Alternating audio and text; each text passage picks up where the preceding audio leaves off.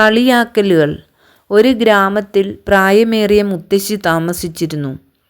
എന്നും വൈകുന്നേരം 2 കുടങ്ങളിലായി മുത്തശ്ശി കുളത്തിൽ നിന്നും വെള്ളം ശേഖരിച്ച് വീട്ടിലേക്ക് യാത്രയാകും. പക്ഷേ 2 കുടങ്ങളിൽ ഒന്നിന് ഓട്ടയുണ്ടായിരുന്നു. വീട്ടിലെത്തുമ്പോൾ ഓട്ടക്കുടത്തിലെ വെള്ളം പാതിയായി കുറയും.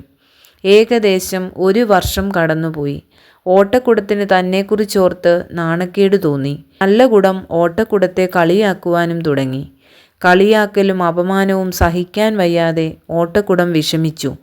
തന്നെക്കൊണ്ട് ഒന്നിനും കൊള്ളില്ല എന്ന തോന്നൽ സ്വയം വെറുക്കുന്ന അവസ്ഥയിലേക്ക് ഓട്ടക്കുടത്തെ എത്തിച്ചു.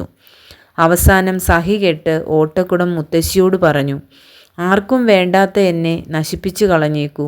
മുത്തശ്ശി പുഞ്ചിരിച്ചു. എന്നിട്ട് പറഞ്ഞു, "ഞാൻ നിന്നെ ചുമന്ന വശത്തേക്ക് ഒന്ന് നോക്കൂ." ഓട്ടക്കുടം അങ്ങോട്ട് നോക്കിയപ്പോൾ കണ്ട കാഴ്ച പൂത്തുലഞ്ഞു നിൽക്കുന്ന ചെടികളാണ്.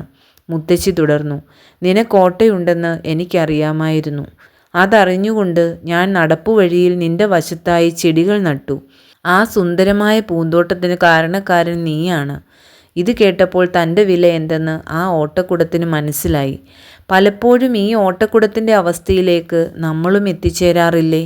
എനിക്ക് സൗന്ദര്യം പോരാ, ആശയവിനിമയശേഷി എനിക്ക് കുറവാണ്, പൊക്കം കുറവാണ്, വണ്ണം കൂടിപ്പോയി, സമ്പത്ത് കുറഞ്ഞുപോയി, ഞാൻ ഉദ്ദേശിച്ച ജീവിത പങ്കാളിയെയല്ല എനിക്ക് ലഭിച്ചത്, എൻ്റെ ജീവിതത്തിൽ സമാധാനമില്ല, ഇഷ്ടപ്പെട്ട വിഷയത്തിനല്ല എനിക്ക് അഡ്മിഷൻ ലഭിച്ചത്, ഇഷ്ടപ്പെട്ട ജോലിയല്ല ഞാൻ ചെയ്യുന്നത്. ഇങ്ങനെ കുറവുകളുടേതായ ന്യായീകരണങ്ങൾ നിരത്തുമ്പോൾ നിങ്ങൾ ഓർക്കുക, അതുപോലെ മറ്റു ചിലരാണെങ്കിലോ വിമർശനങ്ങൾ, കളിയാക്കലുകൾ. ആർക്കും ആരെയും കളിയാക്കാം.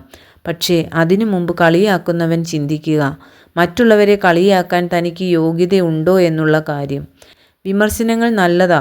അത് ആരെയും കുത്തി നോവിക്കുന്നതോ താഴ്ത്തിക്കെട്ടുന്നതോ ആകാതിരിക്കാൻ ശ്രമിക്കുകയല്ലേ വേണ്ടത്. എന്തെങ്കിലും കേൾക്കുകയോ കാണുകയോ ചെയ്യുമ്പോൾ നല്ലതുണ്ടോ എന്ന് ചിന്തിച്ചതിന് ശേഷം മോശം കാര്യം നോക്കുന്നതാണ് നല്ലത്. ചിന്തിക്കൂ.